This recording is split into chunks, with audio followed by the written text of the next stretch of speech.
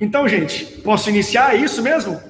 Deixa eu falar para vocês que eu acho que qual é o papel da igreja em um momento de lockdown? Como é que a igreja, os pastores e os líderes podem ajudar e cooperar com famílias, com o enclausuramento, quando estão trancados, presos dentro da sua casa? Para mim, a primeira questão é fazer o que a gente fez isso. Qual é o papel da igreja numa hora dessa? Primeiro, orar pelas famílias. Segundo, instruir. O que a Bíblia diz sobre relacionamento? O que a Bíblia nos ensina sobre os momentos de dificuldades que nós vivemos, seja em pandemia, seja, enfim, fora de pandemia? Como é que nós podemos aprender com a Bíblia Sagrada e aplicar a palavra de Deus para a gente ter melhorias nos nossos relacionamentos em casa e onde é que for? Então eu quero, na verdade, rapidamente, tentar me aprofundar com vocês naquilo que eu iniciei pregando até hoje, domingo. Fizemos um culto ao vivo às 18 horas aqui, e eu falei sobre 3 coisas muito importantes. Primeiro, nós temos que aprender a identificar pessoas. A gente precisa ler as pessoas e entender que pessoas são pessoas boas para eu me relacionar. E, novamente, eu não estou falando necessariamente do relacionamento do casamento, embora eu vou tocar lá e chegar, mas eu quero dar um passo para trás, sendo essa primeira live, para poder dar uma base para todo mundo. Eu estou falando de todo tipo de relacionamento, de amizade, de intimidade, de namoro, de noivado, claro, de casamento, onde nós vamos nos aprofundar. Nós temos que primeiro aprender a identificar pessoas. Depois de identificar pessoas, temos que aprender a identificar posições dessas pessoas na nossa vida. Que posição essa pessoa pode ocupar na minha vida? Que peso ela pode ter? Que nível de influência e de intimidade eu preciso ter com essa pessoa? E terceiro, identificar os parâmetros dessas posições. Então, eu tenho que saber quem são as pessoas, onde eu coloco as pessoas na minha vida, e onde eu coloquei, qual é o parâmetro, quais são as regras desse local onde eu posicionei esta pessoa. Deixa eu ler para vocês, e é muito importante, um versículo bíblico. E é o mesmo versículo que eu ministrei hoje aqui na igreja. Está escrito no Evangelho de Jesus, segundo escreveu Mateus, capítulo 7. A partir do versículo 16, fala assim, ó: por seus frutos conhecereis. Porventura colhem-se uvas dos espinheiros ou figos dos abrolhos? Assim, toda árvore boa produz bons frutos. Toda árvore má produz maus frutos. Não pode árvore boa produzir frutos maus, e não pode árvore ruim, árvore mau, produzir frutos bons. No versículo 20 fala assim: portanto, pelos seus frutos os conhecereis. Isso aqui tem a ver com identificar pessoas com quem eu me relaciono. Você escolhe quem entra na intimidade da sua vida, quem te cerca e com quem você vai casar. A escolha é sua. Só que às vezes a gente tem a tendência de escolher pessoas não olhando no caráter, mas olhando na personalidade. Só que caráter não tem como a pessoa mudar. E o caráter geralmente é denunciado através de um fruto. Tanto que esse versículo que nós vemos falou isso aqui, ó: se a árvore é boa, o fruto é bom. E se o fruto é bom, a árvore é boa. Não tem como uma árvore ruim, um mau caráter, produzir um fruto bom. Então, quando eu tenho que me relacionar com pessoas e buscar pessoas, eu não tenho que olhar para a personalidade. Ah, ele é engraçado. Ah, ele é gente boa. Ah, é uma pessoa muito tranquila. Nós temos que procurar caráter. Isso são personalidades. Personalidade engana, caráter nunca vai enganar nenhum de nós. Então a gente tem que ter a mente muito aplicada a isso, pensar bem nisso, para não criar alguns erros na nossa vida. Porque muita gente coloca do seu lado pessoas engraçadas. Ah, eu adoro ele porque ele é bem-humorado, ok. Mas não é porque ele é engraçado que eu tenho que abrir minha vida e contar minhas intimidades com uma pessoa como essa. E eu não estou falando que eu não posso também me relacionar com essa pessoa. É claro que eu posso me relacionar com a pessoa, mas a relação que eu vou ter com ele não é uma relação de intimidade, onde eu abro a minha vida e os meus segredos para ela. É uma relação onde eu saio no fim de semana, como uma pizza, converso, bato papo, eu dou uma boas risadas porque é uma pessoa bem-humorada e pronto, acaba aí. Eu limito a posição que essa pessoa toma na minha vida, entendendo que tipo de fruto ela tem. Essa questão de fruto é tão interessante, porque nesse versículo, que nós lemos de Mateus 7, 16 a 20, Jesus fala assim: Vem aqui, vocês conseguem colher uvas em espinheiros? Ou seja, você está buscando um fruto, uva, mas tu busca onde uma uva? No meio de espinhos? Isso aqui está falando sobre as escolhas dos dias de hoje. E aí, acho que a igreja é interessante para trazer a clareza da Bíblia para nossas escolhas do dia a dia. O problema é que tem muita gente que quer namorar, quer casar, quer encontrar amigos, quer uma pessoa certa, uma pessoa de Deus, uma pessoa comprometida, mas vai buscar na night, em balada, no forró, na rave. A minha pergunta é, a sua oração é compatível com os ambientes que você frequenta? A sua oração é compatível, combina com as pessoas que você se rodeia? Você nunca vai conseguir achar uva no meio de espinho. Então você tem que ir para onde? Para árvores de uva.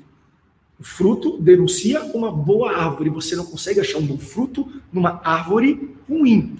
De igual modo, nós temos que ter muito cuidado com pessoas que estão desesperadas. Ah, estou ficando velho, estou ficando encalhado. Eu preciso encontrar alguém. E geralmente a gente fecha o nosso olho para pessoas que têm frutos podres, frutos ruins. Por quê? Porque o nosso desespero de ter alguém é tão grande que a gente se cega. A gente mente para nós mesmos. Você se autossabota, como dizem, né? Você mente para si próprio, dizendo, não, ele vai melhorar. Eu sei que ele é meio grosso, mas depois de casar ele vai melhorar. Eu sei que ele é mentiroso, mas vai melhorar. O fruto de um caráter mentiroso é mentira.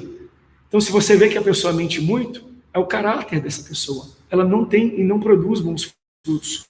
Cuidado com o nível de intimidade que você tem com esse tipo de pessoa.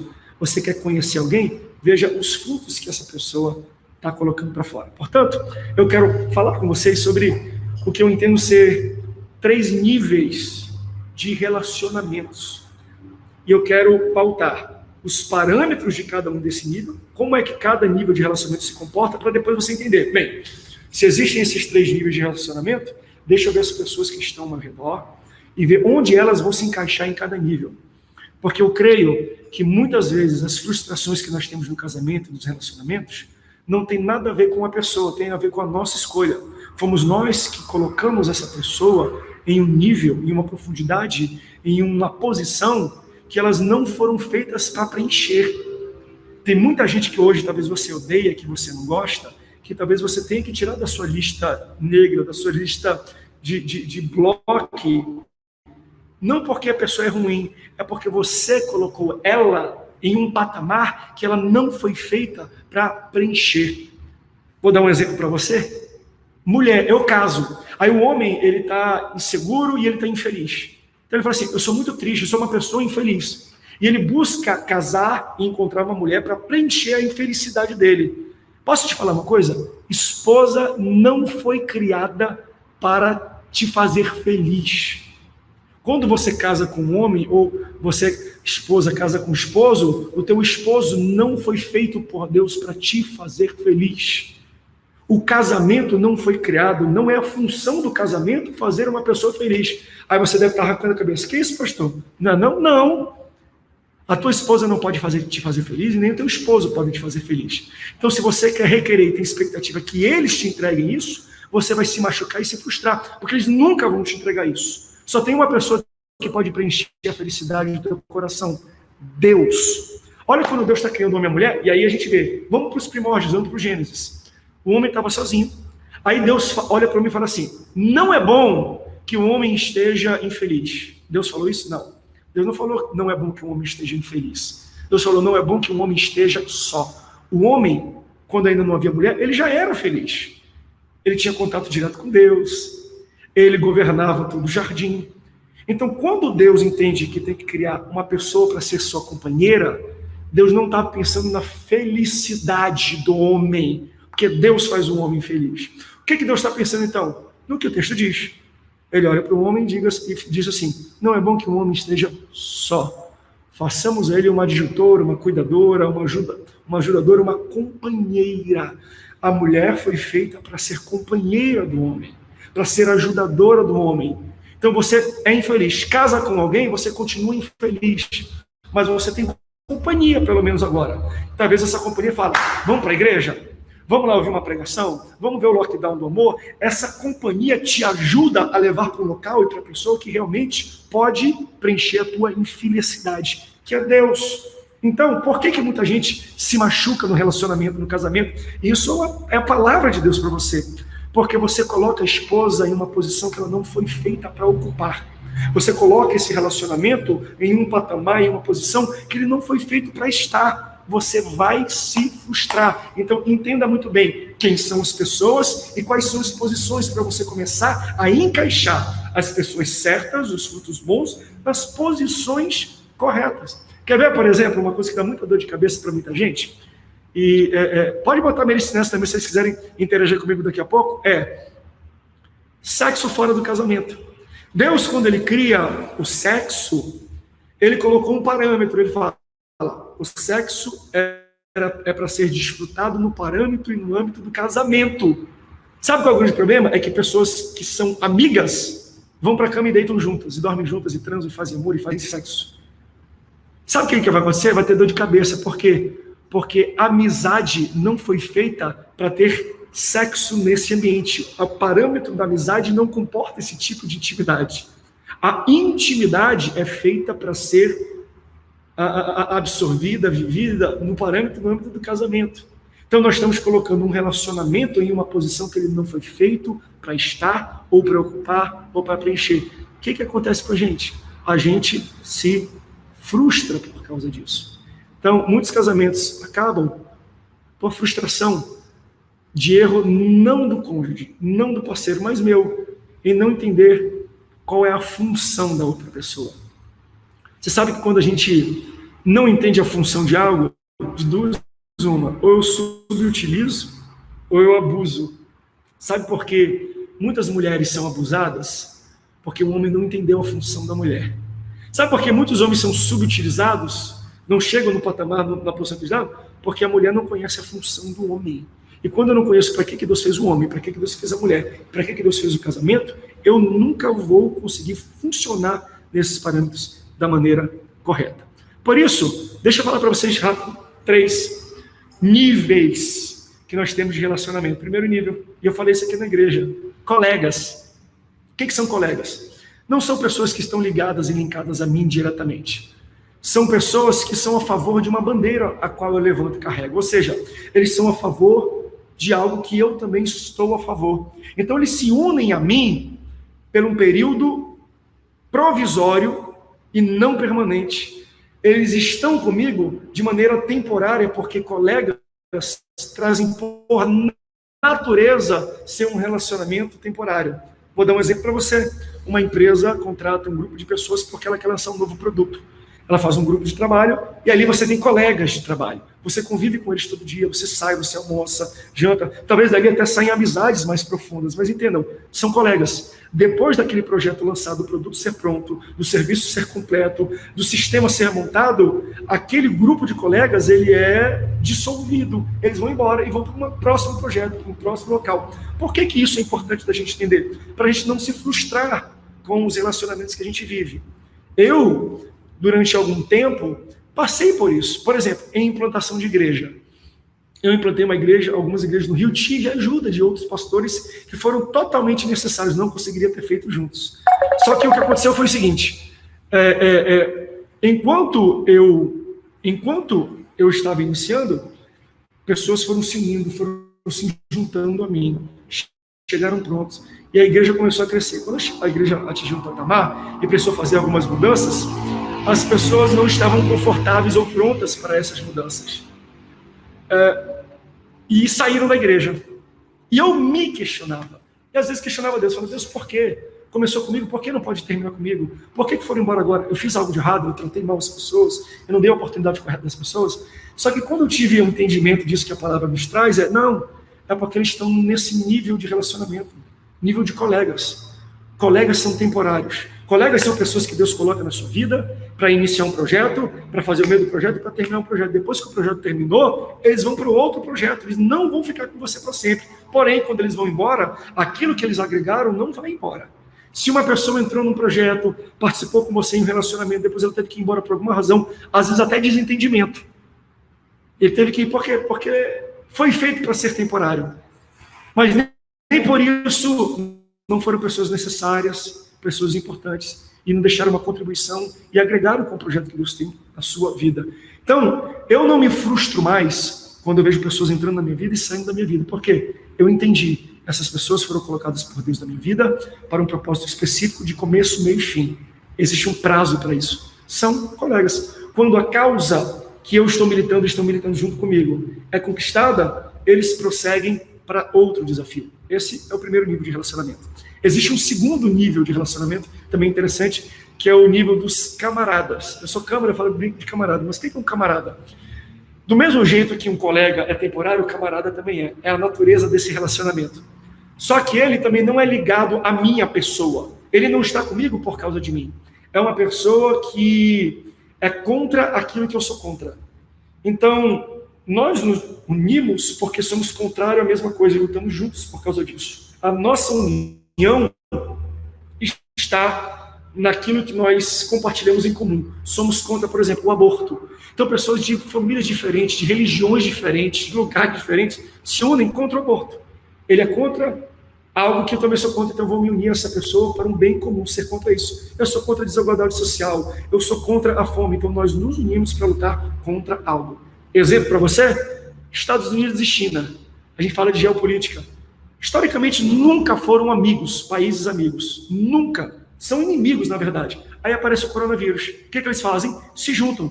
Trocam tecnologia, trocam insumos, para poder lutar juntos contra o coronavírus. Mesmo sendo países historicamente inimigos, eles se unem porque estão lutando contra um inimigo em comum, uma doença, um coronavírus. Então, essas pessoas têm essa natureza, se unem por um tempo para lutar contra algo em comum. Então, colegas e camaradas são pessoas que vão e vêm. Assim como é a temporada da nossa vida. Existem várias temporadas. E primeiro nível, colega, segundo, camarada. E o terceiro nível, e esse para mim é muito interessante, é o companheiro. Esse aqui é o que todo mundo precisa ter. Se você tem 5 ou 6 desse, você é a pessoa mais feliz do mundo. Você deve buscar companheiros. Quem são eles? São pessoas que não te amam por causa da bandeira que você levanta, não te amam por causa das causas que você é contrário, amam você, gostam de você, do jeito que você é, com os erros que você tem, com as falhas que você tem, eles gostam de você. E essas pessoas são aquelas que, quando saem da nossa vida, deixam um vazio muito grande. Quer ver? Quando Deus vai criar uma mulher para o homem, e aí entra a mulher, a esposa, Deus fala assim, não é bom que o homem esteja só. Passamos ao homem uma mulher para ser a sua companheira. Então, quando um homem perde uma mulher, ou por divórcio, ou por separação, ou por morte, ele fica com um vazio gigantesco. Por quê? Porque companheiro é o nível mais íntimo de proximidade, de relacionamento que uma pessoa pode ter. E nesse momento a gente, às vezes, entra até em conflito com nossa companheira. Por quê? Porque a gente está trancado, pastor, dentro de casa, a gente não está se entendendo bem, a gente não está falando a mesma língua e tudo. Primeiro eu quero profetizar que Deus colocou essa mulher na sua vida, Deus colocou esse homem na sua vida para te cuidar, para ser íntimo de você, para te acompanhar, para andar com você. E tem muitas coisas que essa pessoa não consegue prover. A gente tem que começar a entender isso desde o início. Qual é o papel do homem? Qual é o papel da mulher? Na minha última ministração do lockdown, eu vou falar especificamente sobre papel. Qual é o papel do marido, do homem na família, no casamento? Qual é o papel da mulher no casamento? Por quê? Porque a gente tem que entender. Primeiro, para deixar essa pessoa desempenhar o papel dela. E segundo, para a gente não se frustrar querendo que ela assuma um papel que ela não foi feita para assumir ou não foi feita para ter. O que é companheiro, pastor? Como é que eu sei que eu tenho um companheiro desse na minha vida? É aquela pessoa que, quando você está feliz, conquista algo, a pessoa larga tudo que está fazendo para gritar, para pular, para festejar junto com você. Para a vida dela, para se alegrar com as suas vitórias e conquistas. De igual modo, quando você tem perdas, quando você chora, quando você tem dilemas, ele deixa de celebrar as celebrações dele para chorar junto com você, para compartilhar as lágrimas que você tem. Então, nós temos colegas, nós temos camaradas, esses dois são temporários. Deus coloca na tua vida durante um tempo determinado e predefinido. Mas nós temos os companheiros, esse não. Essas são as pessoas que a gente deve buscar e cultivar, porque elas foram feitas para ser eternas na nossa vida. O companheiro é aquele que você abre o coração e ele, depois de 10 anos, as únicas pessoas que sabem que o segredo é você, ele e o Espírito Santo. Por quê? Eles não contam para ninguém. Você pode confiar nessas pessoas. Eu quero ler para você uma passagem que tem um escrito judaico chamado Eclesiástico. O escrito do Eclesiástico não é o livro de Eclesiastes da Bíblia, mas tem um texto muito bonito sobre amizade e sobre relacionamento. Olha o que diz. Um amigo fiel é uma poderosa proteção. Quem o achou descobriu um tesouro. Nada é comparável a um amigo fiel. O ouro e a prata não merecem ser postos em paralelo com a sinceridade da sua fé. Um amigo fiel é o remédio da vida. Quem teme ao Senhor achará esse amigo. Quem teme ao Senhor também tem uma excelente amizade, pois seu amigo lhe será semelhante. Eu termino a minha participação, vamos bater papo, eu quero conversar com vocês sobre papéis e tudo, mas para você entender como é importante, primeiro, você identificar pessoas. Você identifica pessoas não pelo que elas dizem delas mesmas, não, pelos frutos que ela tem. Se uma pessoa precisa ficar falando para mim, toda vez repetir o que ela é, existe uma grande probabilidade de chance que ela não é aquilo que ela está dizendo. Sabe aquelas pessoas que ficam dizendo que tem dinheiro, que gostam de comprar coisa cara e arrastar na boca para mostrar que tem dinheiro? Se você for olhar de verdade, a pessoa está quebrada, está devendo para o banco, está no cheque especial, está lisa, como eu falei aqui, lisa, lesa e louca, comprando fiado, pedindo troco. Mas ela tem que ficar falando para que você talvez absorva que ela é uma boa árvore, mas os frutos não condizem com aquilo que ela faz. Então, eu não preciso ficar falando, por exemplo, eu falei isso, meus filhos me chamam de pai. Sabe por quê? Eu nunca falei, me chama de pai que eu sou teu pai. Nunca falei isso. Por que elas me chamam de pai? Porque quando olham para a minha árvore, os meus filhos enxergam frutos de paternidade. Então, me chame daquilo que você vê na minha árvore. O meu fruto tem que denunciar o tipo de árvore que eu sou. Não sou eu que tenho que dizer para você o que você vai me chamar. É você que tem que olhar para o meu fruto e o meu fruto vai indicar e me identificar. Por isso, não se relacione muito com pessoas que querem ditar para você e forçar aquilo que você deve identificá-las. Não. Você identifica uma pessoa pelo fruto que essa pessoa produz. Se ela produz um bom fruto, é uma boa pessoa. E aí você pode ser um companheiro dessa pessoa. E se produz mau fruto, mas é gente boa, pastor? Não tem problema, novamente. É só você não colocar ela numa posição de companheiro. Se você conhece uma pessoa que é mau caráter, mas você gosta, sabe aquela música? Você não vale nada, mas eu gosto de você? É muito verdade essa música. Porque a pessoa fala assim, você não vale nada. Eu sei que você não vale, eu sei que seus frutos não são bons, mas eu gosto de você. Mas a minha questão é a seguinte, onde é que eu vou posicionar essa pessoa que não vale nada, que é gente boa, que conta boas piadas, que é legal? Onde é que eu vou colocar essa pessoa no patamar da minha vida, dos meus relacionamentos? Colega, é um encontro. Eu faço algo em comum, trabalho junto, amém. Eu não vou abrir a minha vida, o meu coração, os meus pecados, os meus dramas, os meus problemas para um colega, para uma pessoa que não demonstra bom fruto. Identifique, então, primeiro, quem são as pessoas que têm bom fruto. Depois entenda que existem 3 patamares de níveis de relacionamento, colega, camarada e companheiro. Então, identifique, essa pessoa é isso? Onde é que eu vou posicionar ela na minha vida? Casamento é exatamente isso. É você entender o que é uma mulher. Primeiro, tem um bom fruto, antes de eu ter começado a relacionar com ela, o que é ela? E eu vou colocar em que patamar na minha vida? O que eu posso esperar de uma esposa? E por último, para terminar a minha palestra aqui, a gente conversar um pouco, decidir amar. Eu acho que todos os palestrantes vão falar isso. Amor, e você já ouviu isso várias vezes. Amor não é sentimento. Amor é uma decisão. Mas, pastor, você não tem mais aquele sentimento de estar junto com a pessoa. Não tem problema. Se mantenha firme com a sua decisão de amá-la até a vontade voltar. Até o sentimento voltar. Como amor é decisão, não tem vai e volta. Você decide amar ou você decide não amar. Não venha mentir para si próprio, dizer, não, o amor foi embora, o sentimento do amor foi embora. Não, você que decidiu não amar mais. Porque amor não é sentimento. Amor é decisão. Então, se você não ama mais alguém, é porque você quis decidir não amar. Mas, pastor, eu não sentia, não interessa. Mantenha firme a sua decisão, que o seu sentimento vai voltar. Tá bom? Essa é a cajadada que eu quero terminar. Jesus tinha isso. Jesus se relacionava com a multidão, colegas.